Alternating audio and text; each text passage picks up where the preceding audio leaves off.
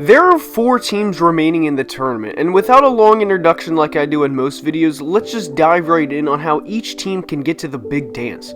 We're going to be discussing this in order of how the games are played, and by the visiting team first. So before we get started, I ask that you like the video and subscribe to the channel, as all support is very much appreciated. Now let's begin. The Titans are going into Arrowhead Stadium Sunday as underdogs for the 3rd straight week, and understandably so.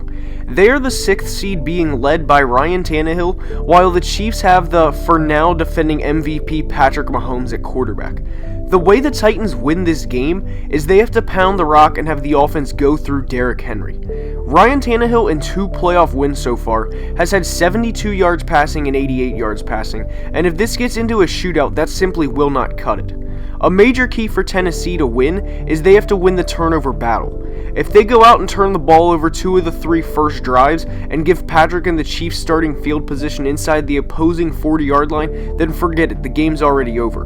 The Titans have to control the ball for more than likely at least 35 minutes of the game and simply keep the Chiefs' high-powered offense off of the field. We saw last week the Chiefs spotted the Texans 24 points and still ended up winning by 20. Derrick Henry will have to have over 30 carries for the 3rd straight week, and with the weather being only a high of 25 with 10 to 15 mile per hour winds, they cannot get behind early and have Ryan Tannehill win them the game. It simply will not happen. They also can't let the Chiefs, as tough as this sounds, get in a rhythm offensively and score 21 points in 3 minutes like they did last week.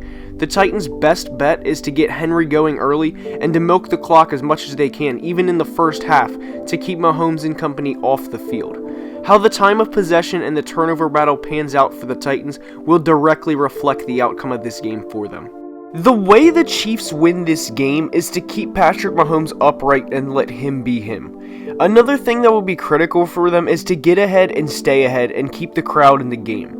Arrowhead is an extremely tough place to play, and if they get the crowd going early, then it'll be that much tougher for the Titans to win. There's a reason going in the Chiefs are the favorites, and if their offense can put up anywhere close to what they did last week, they should get a win and advance to the Super Bowl. They have to stop Derrick Henry and make Ryan Tannehill beat them defensively. They need to have 7 to 8 men in the box every play and essentially say, Tannehill has to beat us, Henry will not. Whatever it takes to stop Henry has to be done. We all saw what he did to Earl Thomas last week, and the Chiefs cannot have that happen to them. Another key will be to get the defense as much rest as they can, because when the 3rd and 4th quarter roll around, let's face it, no one is going to want to step in front of Derrick Henry by then and stop a freight train dead in its tracks. There's a reason the Titans are in the AFC Championship game, so they cannot be overlooked by any means, and if they do, they'll ride Derrick Henry to Miami for a chance to play Green Bay or San Francisco.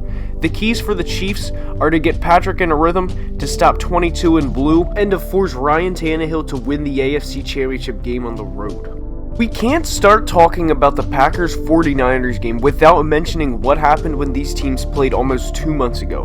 The 49ers absolutely dismantled them on Sunday Night Football and won the game with the score of 37-8. This game Sunday will be completely different than what that was, and the way the Packers can win this game this time around comes down to a few things.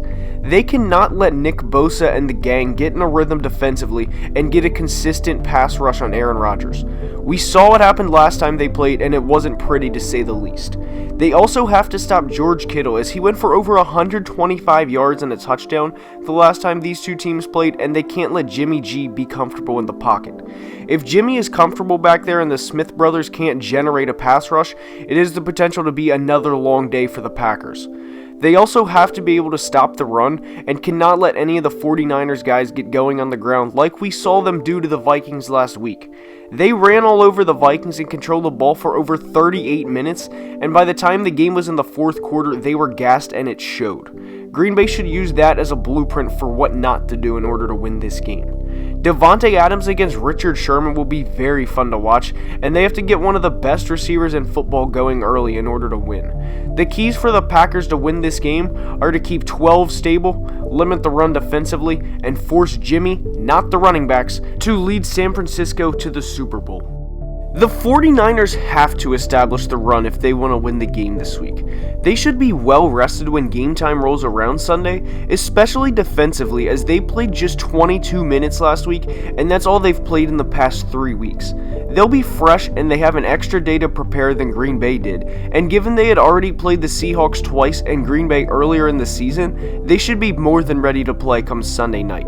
I think a fair question to ask is, can Jimmy G win a big game with the season on the line, as he wasn't really pressured that much last week because of how good of a job the defense and the run game did for him in their 17-point blowout win. So if the score is 20-20 this week and the 49ers get the ball with 2 minutes left, can Jimmy deliver is definitely a fair question to ask. In his only playoff game of his career, he threw for 131 yards on 19 attempts with a touchdown and an interception. And in his only playoff game of his career, George Kittle had just 3 catches for 16 yards. I don't think these guys are chokers or not able to perform in the playoffs by any means, but these are legitimate questions to ask heading into the biggest games of their career. The crowd will be loud, which will only help the defense out as they are healthy on the defensive side of the ball. The ability to rush Aaron Rodgers will largely determine the outcome of this game. If they get him rattled early, then they should definitely win. However, if Rodgers gets on a roll, then it'll be tough, as Rodgers is a top 10 quarterback of all time at minimum. Another factor will be how well they can stop touchdown machine Aaron Jones, as he has 18 rushing touchdowns on the year, including 2 from last week's playoff win over Seattle.